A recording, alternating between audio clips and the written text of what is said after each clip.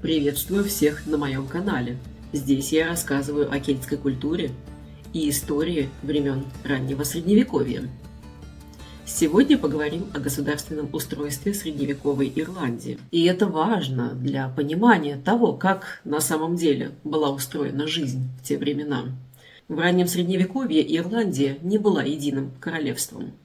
Она состояла из 5 провинций, каждой из которых управлял свой король. И эти провинции, в свою очередь, делились на множество небольших королевств, так называемых туахе, где также были свои короли. Королевства могли объединяться в союзы или, наоборот, соперничать друг с другом.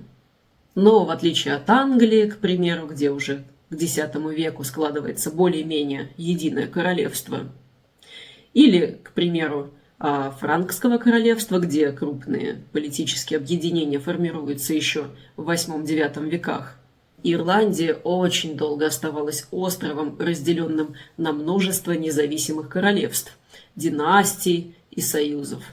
Такая система сохранялась в Ирландии вплоть до англо-нормандского вторжения в конце XII века, после которого на острове начала складываться новая феодальная модель власти. Но даже несмотря на это, все равно элементы прежней системы никуда не делись и сохранялись еще много столетий.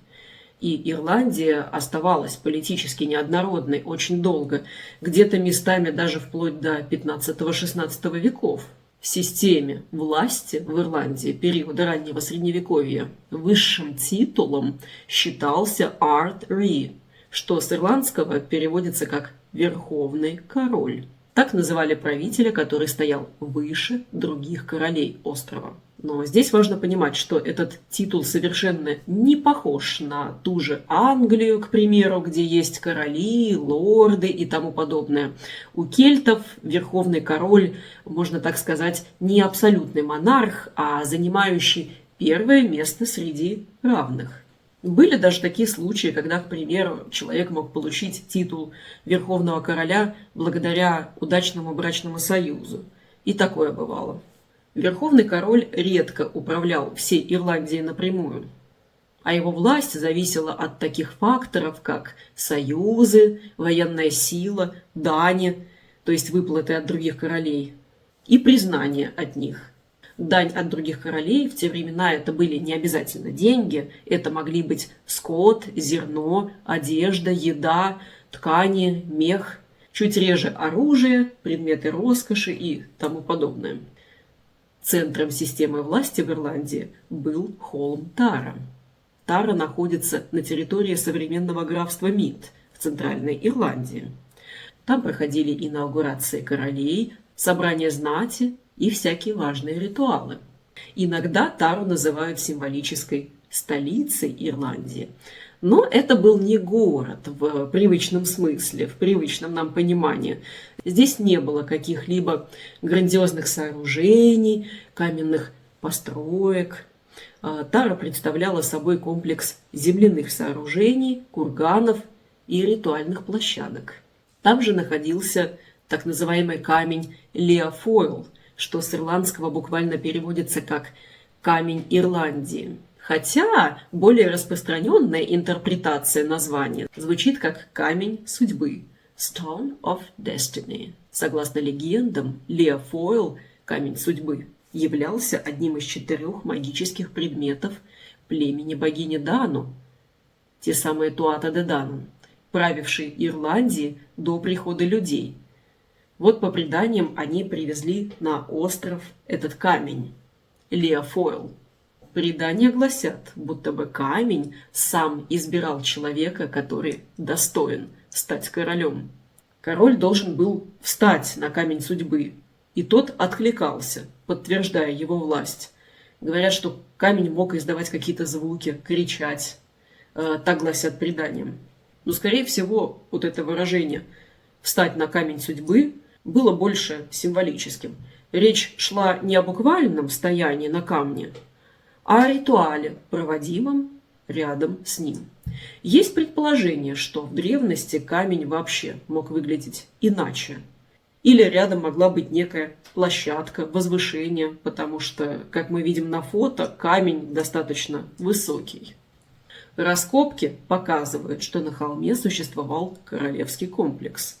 Вполне вероятно, что он включал в себя королевские деревянные залы, от которых на сегодняшний день сохранились лишь археологические следы при раскопках. Но именно там, на холме Тара, находился центр древней системы власти, где король утверждал свой статус через ритуалы и через признание со стороны других правителей. В раннем Средневековье Тара находилась на территории королевства Мииде, центральной области острова и пятого крупного королевства Ирландии. Да, остров разделялся на 5 крупных королевств, территории которых примерно совпадают с нынешними 4 провинциями Ирландии – Манстер, Лейнстер, Connacht и Ульстер. Земля воинственного племени Улладов, от которых нам остался Улладский цикл, сборник старинных ирландских историй о воинах, королях и битвах древнего королевства Уллад с его знаменитым героем эпоса Кухулином, о чем я еще расскажу в последующих выпусках. Пятым королевством как раз-таки и была центральная область Ирландии – Мииде, название которой происходит от древнеирландского слова «медон» – «середина». Именно там находилась Тара, поэтому эта область считалась политическим и сакральным центром острова. Как провинция, это пятое центральное королевство не сохранилось. Однако оно сохранилось в виде графств Мид и Вестмид. Провинция на ирландском языке как раз-таки и будет Куиге, что буквально означает «пятая часть». То есть Ирландию еще издревле представляли как остров, разделенный на 5 частей, с центром в Таре. Небольшое пояснение.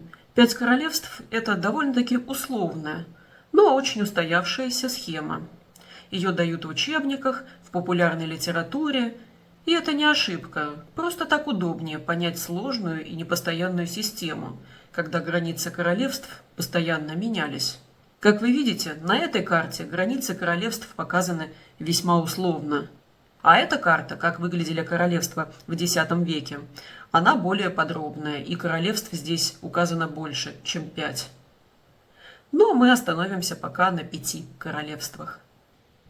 Эти 5 провинций королевств не были четким административным делением, а были некими крупными королевствами, в состав которых входили более мелкие королевства – туахи, короли которых подчинялись королям провинций, к которым принадлежали данные туахи.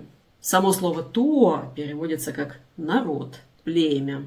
То же самое слово мы, кстати, встречаем в ирландской мифологии в названии Туатha-Дэ-Дананн, что как раз-таки и переводится «племя богини Дану». Напомню, что Туатha-Дэ-Дананн – это племя богов и сверхъестественных существ в ирландской мифологии, владеющие магией и жившие в Ирландии до прихода людей, а позже уступившие им землю и ушедшие под холмы. Примерно с 6 по X века титул Верховного короля Ирландии чаще всего находился в руках династии Уи-Нейлов.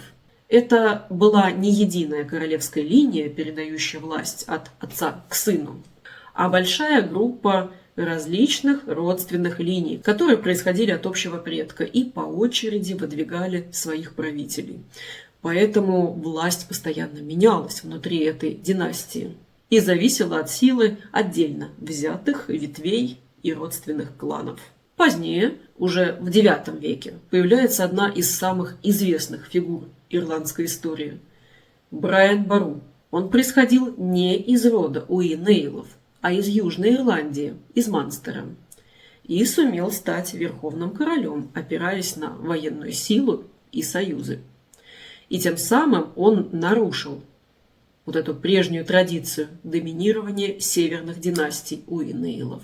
А в XII веке одним из последних правителей, носивших титул Верховного короля, стал Рури Уа-Конхобар, король Конахта. Он уже правил в период, когда система древних ирландских королевств начала меняться под влиянием англо-норманнов, которые начали строить замки и вводить новую феодальную систему управления землями. Об этих наиболее известных королях Ирландии мы еще подробно поговорим в следующих видео. Это поистине захватывающая история. Если понравилось это видео о королях и о государственной системе времен раннего Средневековья, подписывайтесь, ставьте лайки, пишите комментарии. Впереди еще много интересных видео о кельтах, об их истории, об их культуре и религии и социально-политическом устройстве общества того времени. Спасибо за просмотр. До новых встреч!